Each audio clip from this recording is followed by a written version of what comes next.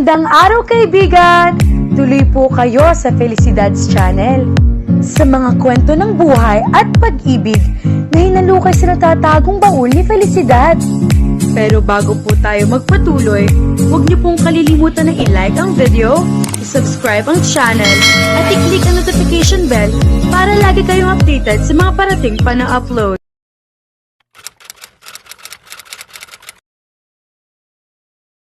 Is she alright? Don't worry, Mr. Gamboa. She's going to be fine. Hindi naman fatal ang nangyari sa kanya kanina. Bahagyang iminulat ni Vernice ang kanyang mga mata. Ngunit, agad din naman siyang muling pumikit ng mariin. Sina Greg, Harris, at ang kanilang company doctor ang naririnig niyang mahina nag-uusap malapit sa pinto ng clinic. She continued pretending to be asleep while listening. Kung ganoon, bakit wala pa rin siyang malay hanggang ngayon? What happened to her? Hindi rin ako sigurado, Mr. Cortez. May malay naman siya nang dalhin ninyo siya rito kanina. In any case, her vital signs are okay. Kaya mabuti na rin nakakatulog siya ngayon. She needs rest anyway. Papatayin ako ni Cheska kapag nalaman niya ang nangyaring ito sa kanyang kaibigan at sa kumpanya ko pa man din. Greg, what the hell did you do to her? Muntik na siyang mapasinghap nang marinig ang pangalan ng binata. Ito ang maingat na umaalis sa kanya mula na bigla siya mabulunan kanina. Iyon siguro ang dahilan kung bakit pakiramdam niya ay mas lumala ang kanyang kondisyon because she almost fainted when Greg touched her arm. It had been such a long time since she had last seen him. At na makita nga uli niya ito, hindi niya alam kung anong gagawin o sasabihin. Nakalimutan niyang huminga siguro, kaya pati ang kanyang pagkain ay naapektuhan. Ngunit, mabuti na rin ang nangyari. At least, nagkaroon siya ng excuse upang hindi ito makausap agad ng harapan. She needed some time off. Seeing him again, after all these years, just overwhelmed her. She never admitted, even to herself, that she was also looking forward to seeing him again. Never mind their staying past, she wanted to see him again. Pero wala sa plano niya ngayon na rin ulit sila magkikita. Hindi pa rin siya prepared kumbaga. Hayaan na lang muna natin siya makapagpahinga, Mr. Gamboa. Ang doktor uli ang nagsalita. I can assure you, she really is just fine, gentlemen. There's nothing to worry about. Well, if you say so, doctor. Narinig niya papalabas ng yabag ng mga ito. Magkakilala ba kayo ni Vernice, Greg? Why did you say that? Because you kept staring at her. Muntik na naman siyang masamid sa narinig. Greg kept staring at me. Sumara na ang pinto. Unti-unti niyang iminulat niya ang kanyang mga mata. Nang masigurong wala na mga ito, dahan-dahan siyang bumangon at idinikit ang kanyang tainga sa dahon ng pinto. Wala na mga ito. Ngayon ay pwede na siyang lumayas ng gusaling iyon nang walang sinuman ang nakakaalam. Hindi na baling masisante siya dahil sa pag-alis na walang paalam. Tutal, sapat na ang kanyang mga naipon sa bangko upang makapagpatayo siya ng kanyang sariling negosyo. And she had her friends to back her up. She just couldn't risk herself being caught off guard now that Greg was back in her life. Sa mga naging initial reactions niya rito kanina, siguradong hindi roon nagtatapos ang pagkawala ng kontrol niya sa sitwasyon at hindi siya sanay na hindi umaayon sa kanya ang lahat ng bagay sa kanyang paligid.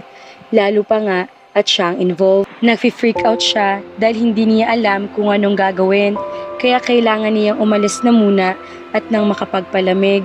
Sa oras na mawala ulit ang agyo sa kanyang utak at malinaw na niya magagawa ang dapat at tamang gagawin, babalik siya at haharapin na niya si Greg Uzumaki Cortez. In the meantime, biglang bumukas ang pinto at tumama iyon sa kanyang muka. Dahilan upang ma-out of balance at matumba siya. She was still kissing the marble floor and she was ready to kill the culprit when she heard that voice again. Vernice, are you alright? The moment Greg touched her arm again, she knew she was at La La Land again. Pumikit siya at muli nagpanggap na natutulog. This is the most pathetic thing I've ever done in my entire existence, pretending to be sleeping on the floor after only a minute of being just to avoid a face-to-face conversation with him, even on the bed. But what the heck? She would try everything if it would kill her. Wala na siyang marinig pang salita mula kay Greg. Iniwan na ba siya nito? And then she felt herself being lifted by strong arms. Tila nagyelo ang buong sistema niya. She could feel his hard chest muscles, the steady beating of his heart, and breathed in his aftershave cologne mixed with the scent of his bath soap. Her senses were reeling. Her heart was beating so fast, she thought it would burst out of her chest any moment. She had never been this descriptive when it came to men. Kung sa bagay, wala rin naman lalaki na kapagpupuhat sa kanya na tila baliwala lang ang bigat niya. Don't open your eyes, Vernice, bulong niya sa isip. Don't open your damn eyes, hanggang sa naramdaman na lang niya ang paglapat ng kanyang likod sa malambot na kama. Pagkatapos ay ang maingat na pagpabalik nito sa ayos ng kanyang kumot. Ni isang salita ay wala siya narinig mula rito. Was he laughing at her secretly? Hindi na siya nakatiis. She opened her eyes and was greeted by the most handsome face she had ever wanted from to see in her entire life. Only a few inches away from hers. Hi! Nakangiting bati nito. Maayos na bang pakiramdam mo? Nakatanga na lang siya rito. Ang sabi ng doktor, kailangan mo raw ng pahinga. Wala pa rin siyang sinasabi. Ang totoo, bumalik lang ako rito para alamin ang kalagayan mo. Ngayon alam ko nang maayos na talaga ang lagay mo. I leave you alone so you can rest more. He slowly stood up, a smile reaching his eyes now. Pakiramdam niya ay dala nito ang kanyang puso nang tumayo ito at tinungong pinto. May kung anong pwersang lumukob sa kanya dahil natagpuan na lang niya ang sariling inihagis palayo ang kumot at naupo sa gilid ng kama. Pagkatapos ay narinig na lamang niya ang sarili nagsalita. Greg, tila umurong ang dila niya nang bumaling ito sa kanya. I want something. Oh my goodness, siya nga ba talaga itong naririnig niya nagsasalita? Para hindi yata niya kilala ang boses na iyon. Pero silang dalawa lang naman ni Greg ang nasa silid na iyon ngayon, kaya imposible may ibang taong kasama sila ngayon. Unless, may malignong umaaligid-aligid sa kanya. Hindi kaya sinasapian na siya ng mga lamang lupa? Ipinilig niya ang kanyang ulo. Kung ano-ano na ang pumapasok sa isip niya. You need something? Will you marry me? Parang tumigil ang lahat sa kanilang paligid. Pagkatapos niyang sabihin ang mga katagang iyon, kahit siya ay hindi magawang kumilos sa kanyang kinauupuan. Kahit ang totoo ay gusto na niyang kumaripas ng takbo palabas ng silid na iyon at hindi na magpakita pa kailanman. But Greg, with handsome smiling face, just looked at her and something that would forever haunt her sleeping walking hours. Yes, Vernice, sagot nito. I will marry you. Then he went out, leaving her to deal with the mess she just created. Kinuha niyang flower vase na malapit sa kanya at ipupukpok na lang niya iyon sa kanyang ulo nang maalala niyang baka masaktan siya. Kaya isang rosas na lang ang hinugot niya roon at iyon ang ipinansampal niya sa sarili. You stupid, stupid, stupid woman! Bakit naman sa dami ng pagkakataon sa mundo na pwede ka magpakahenyo, ngayon mo pa naisipang magpakautak biya? Dumapa siya sa kama at doon nang gigil na nagwala. Nang mahimasmasan ay inayos na niya ang sarili. Let's see. I choke on my food for the first time. I have a lump on my forehead and I just proposed marriage to the man I never thought would ever come back to my life. Ipinusod niya ang kanyang alung-alung buhok na nagulo. Hey, that's not really a mess, isn't it? It's a disaster, you beautiful creature. Tinampal-tampal niya ang kanyang muka. Oh God, Vernice, what the heck did you do? Bigla siyang natigilan. Nagpropose siya ng kasal kay Greg at hindi ba't sumang-ayon naman ito sa kanya? Kung ganoon, wala naman talaga siyang dapat na ikahiya. Kung tumanggi ito at pinagtawanan siya, mas may dahilan na nga siya para ibigti ang sarili. With that thought in mind, taas noong lumabas siya ng klinik na iyon at tinungo ang pinakamalapit na fire exit. Kukuntsabahin na lang niya ang kaibigan si Cheska na lambing-lambingin ang fiancé nitong boss niya na huwag siyang sasantihin sa gagawin niyang pagtakas ngayon. Congratulations to Harris and Cheska!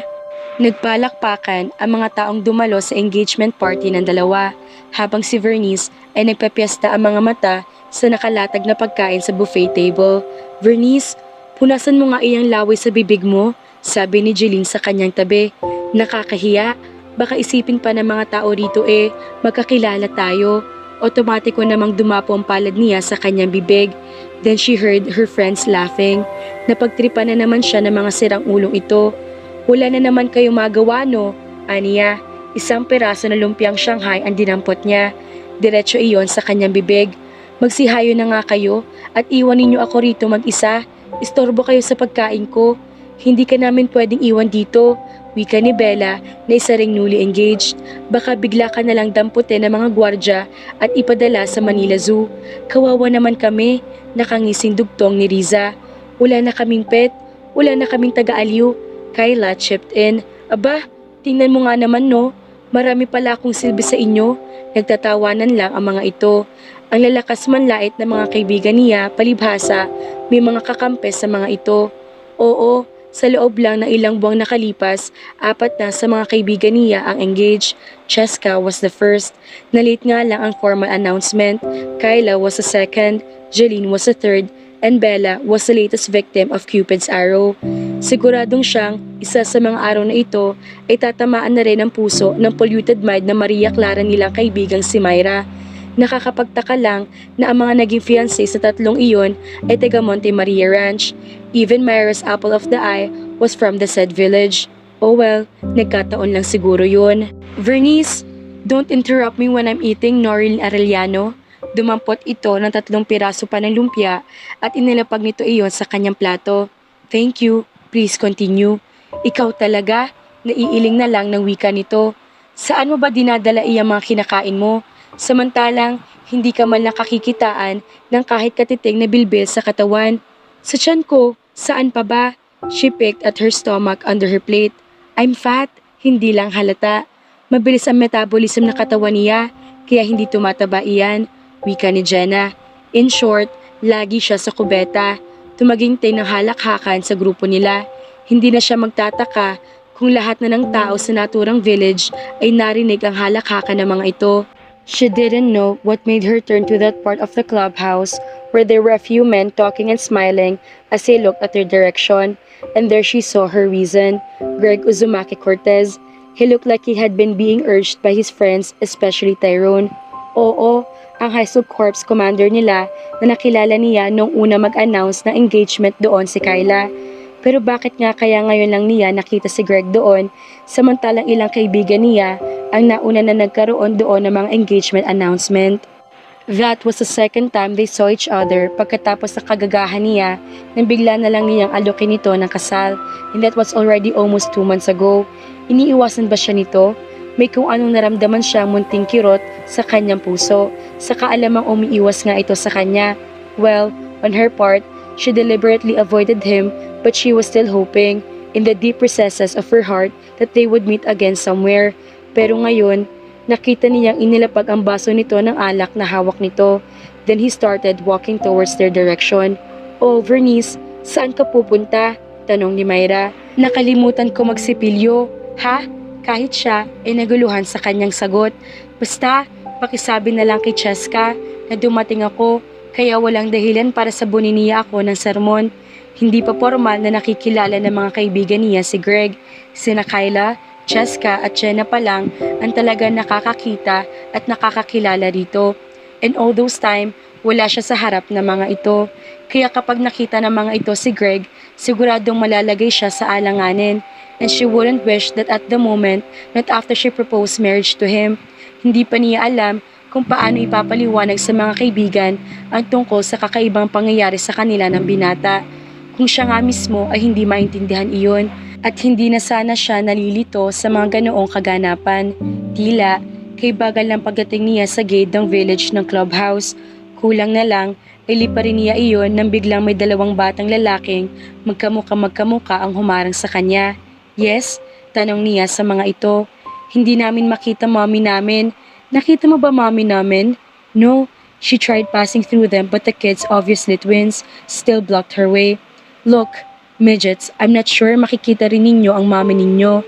Pumasok na lang kayo sa clubhouse at doon magtanong. Okay? Now, will you let me pass through please?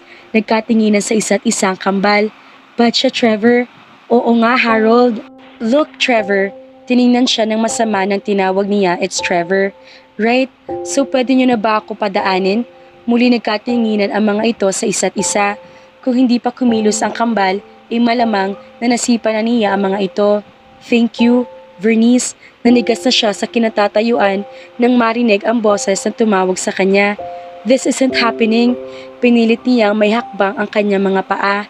Vernice, I hate to think you're running away from me. I'm not running away from anyone. She stopped walking and faced him. Her heart was hammering inside her chest as she stared at the familiar handsome face. Pinilit na lang niyang kalmahin ang sarili sa abot ng kanya makakaya. So, hindi pa tapos ang party ah? Aalis ka na agad? May nakalimutan pa kasi akong gawing importante. I see, tumangutango pa ito. Akala ko ako ang dahilan kaya bigla kang umalis. Eksahiradang tumawa siya. Bakit naman ako aalis ang dahil lang sa'yo? Nothing really. Alam niyang alam nito na hindi siya nagsasabi ng totoo. Subalit, hinayaan na lang siya nito. Mapapahiya nga naman kasi siya kung sakasakali. Saglit na nakalimutan niya ang pagpapanik sa harap nito. Napalitan iyon ng kakaibang paghanga. Ha? Ah, oo. Tinatawag na kasi ako ng nanay ko. You need a ride? No, wag na. Salamat na lang. Sige, paalam. Okay, ingat. Kahit hindi nakikita ang sarili, patid niyang hindi na maipinta ang kanyang muka nang talikuran niya ito. Tinatawag na ako ng nanay ko. Vernice, isa ka talaga napakalaking ano. Going somewhere? Kahit hindi nililingon ang nagsasalita, ay nakilala na iyon ni Vernice. Lalo po na niyang binilisan ng paglalakad. Akala niya, sa dami ng tao, sasakyan at mga tindahan nagkalat sa bangketa ng Quiapo ay maililigaw na niya ang lalaki. Nagkamali siya. Vernice, leave me alone, Greg. So, you are running away from me. She stopped dead on her tracks. Greg bumped her from behind. Sorry, hinarap na niya ito. I'm not running away. Nakita mo ba akong tumatakbo? No, ang bilis mo lang kasi maglakad, kaya akala ko, ganito talaga ako maglakad. Mabilis, dahil nasa kalagitnaan ako ng matao at maingay na lugar ng Quiapo. I can see that. So, what are you doing here anyway? She was caught off guard with this question. Tahimik at mapayapa ang kaloobang sinusuyod niya ang kalye na iyon ng Quiapo, kung saan nagkalat ang mga pirated CDs at VCDs nang bigla na lang itong sumulpot sa likuran niya. At ngayon ay ito pa ang may ganang tanungin siya ng ganoon. Ikaw, anong ginagawa mo rito?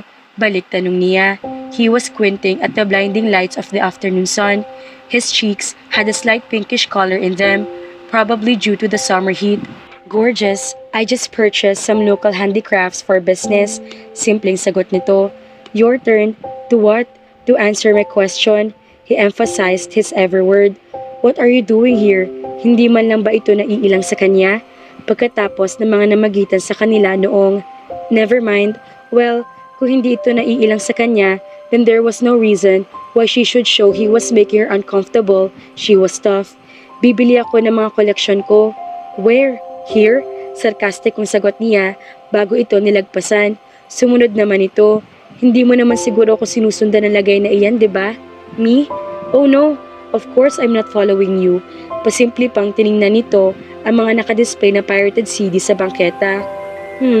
Meron na pala silang kopya nito rito. Ayaw man niyang aminin, hindi pa rin niya mapigilan ang sarili kahit paano ay kiligin sa ginagawa nito. He was obviously following her. Nabawasan ang inis niya sa sarili.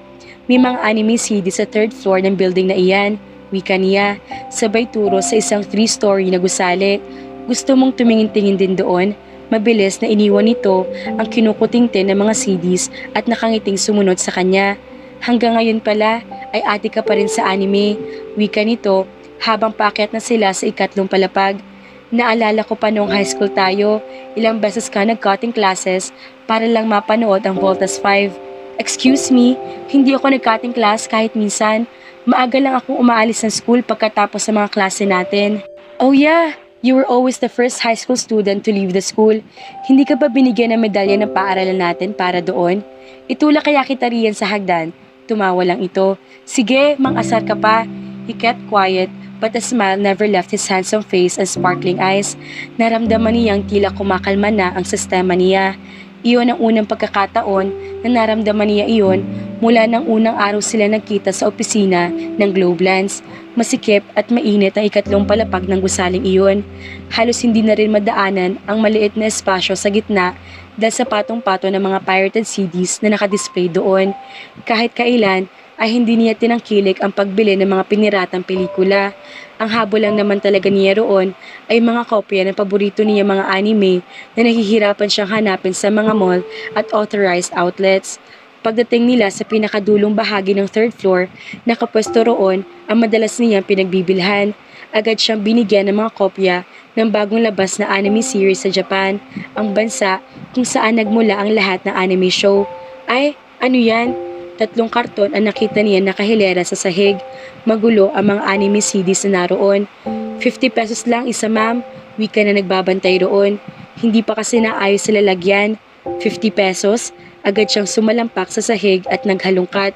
Umupo sa tabi niya si Greg. Ihanap mo ako ng mga kopya ng Naruto episode 13 up to the last na makikita mong episode. Okay. Habang nagkakalkal, ay panay ang palihim na sulyap niya sa kanyang tabi. Greg was probably over 6 feet tall with an obvious air of wealth and he was sitting there kasama niya ito ng ganoon, lalo na sa ganoong lugar. What? Nakangiting tanong nito nang mapansin na katingin siya rito. Ha? Bigla niyang ibinalik ang pansin sa paghahalungkat ng karton na nasa harapan niya. Wala. Naisip ko lang, hindi ka dapat nandito. Bakit naman? Hindi ka bagay sa ganitong lugar. Look at you, naka-Amerikana ka pa. Hindi na ako magtataka kung wala na ang pitaka mo sa bulsa ng pantalon mo. Otomatikong dumapong kamay nito sa likurang bulsa ng suot nitong slacks. Oo, my wallet is gone. Ano? Dapat ba siyang maawa sa katangahan nito? Naku, Greg, umuwi ka na nga. Bigla nagkagulo mga tao. Maririnig din mula sa kalapit nilang bintana ang pag-iingay ng mga tao sa labas ng gusaling iyon. Ano nangyayari? Tanong niya. Raid! Narinig nilang sigaw ng kung sino sa ibaba. May raid! May raid! OMG! Naabutan pa sila ng raid mga ka-felicidad. Paano kung mahuli pa sila ng mga pulis? Nakakahiya naman. Pero nakakatuwa pa din. Imagine, si Greg. Obvious naman na hinahabol si Vernice. At eto namang si Vernice, todo tangge. Pero siya naman ito nag-aaya sa binata ng kasal. Ay, ewan, magulo sila. Pero sure ako na malapit na sila maging ayos. Kaya as usual po mga kaibigan, kita-kits po ulit tayo sa susunod na upload. Kaya naman, abangan!